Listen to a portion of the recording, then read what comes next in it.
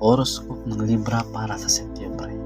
Ang horoscope ng Setyembre para sa mga may zodiac sign na Libra ay nagsasabi na sa tulong ng mga planetang Venus at Mars, makakakita ka ng ilang magagandang bagay sa iyong relasyon.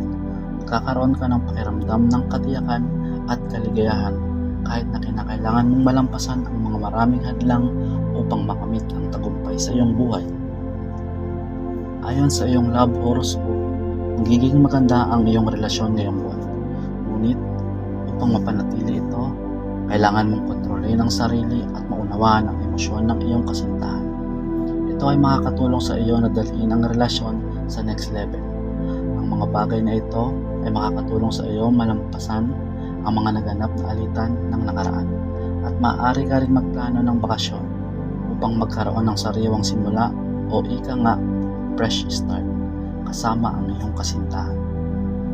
Pagdating sa pinansyal na aspeto, dapat kang mag-ingat sa mga risky investment dahil maaaring magdulot ng malaking kawalan kapag nagkamali ka ng kalkulasyon. Ayon sa iyong finance horoscope, ang posisyon ng mga bituin sa kalawakan ay hindi sapat na magdala ng malaking kita. Maaari kang kumonsulta sa iyong astrolohiya upang malaman ang mga potensyal na hakbang para mapanatili ang iyong kayamanan. Bilang isang profesional na nagtatrabaho na may zodiac sign na Libra, ito ay ang tamang panahon para sa iyo ngayong buwan dahil lahat ng iyong sipag ay magdadala ng magagandang bagay sa Setyembre. Makakakuha ka ng mga bagong oportunidad at na magdadala sa iyong mga kakayahan upang magtagumpay sa iyong karera. Maaari mo ring subukan ang pagpapalit ng trabaho na matagal mo nang iniisip. Sa kabuuan, ito ay isang makabuluhang buwan para sa mga taong may zodiac sign na Libra ayon sa kanilang career horoscope. Ayon sa health horoscope naman, magiging maayos ang iyong kalusugan ngayong buwan. Ito ay ang tamang panahon upang subukan ang mga outdoor na aktibidad na plano mo nang gawin sa mga nakaraang buwan.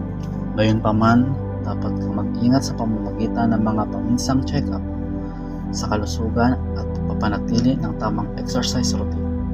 Ang pagbibigay pansin sa mga maliit na pagbabago sa iyong katawan at pagkonsulta sa doktor para dito ay makakatulong sa iyo ang pangmatagalang panahon.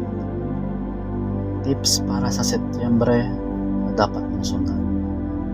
Mag-aral mula sa iyong mga nakaraang karanasan at gamitin ang mga ito upang bumuo ng mas magandang kinabukasan.